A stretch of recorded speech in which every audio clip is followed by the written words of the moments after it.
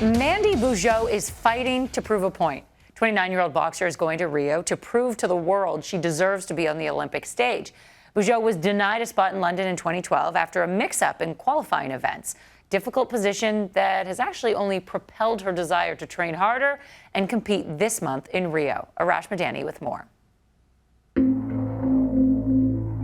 In 2011, Mandy Bujold, a 9-time national champion, thought she had sealed her spot into the London Olympics when she won gold at the Pan Am Games in Guadalajara. But that bout wasn't considered a qualifying event for the Olympics. And as a result, Mandy Bujold was staying home. Not going to the Olympics in 2012 was probably one of the hardest things that I've had to kind of overcome in my career.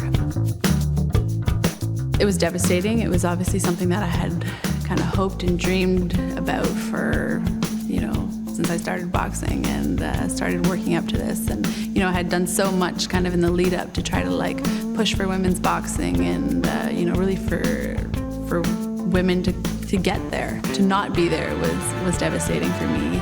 Mandy had this dream with her. She wanna represent Canada at the Olympics.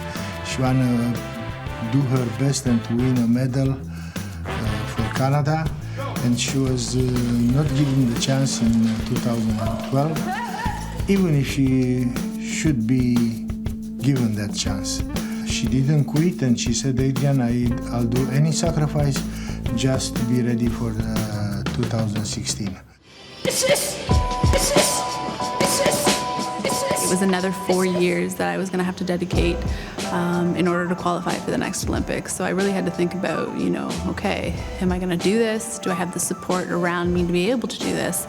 And I also knew that if I was going to do it, that I needed to make some changes in my training. And that's when I decided to move to Toronto and start training full-time with Adrian as my head coach. Discipline, dedication, determination, and desire. Each one is important. And Mandy holds all 4 of them. She's very disciplined, she's working very hard, she's dedicated. She moved to Toronto just to can be close with the gym and train every day. That's a big sacrifice for a young girl. I didn't want to just be, winning national titles and some minor titles. I wanted to be at the Olympics fighting for gold. If you would have told me, 10 years ago, okay, so, work as hard as you can today, till you're exhausted. Now you have to do that for 15 years, and then I'll give you a gold medal. It's like, how many people would actually do it?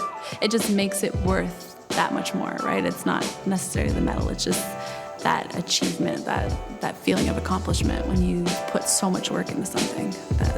That's what makes it special.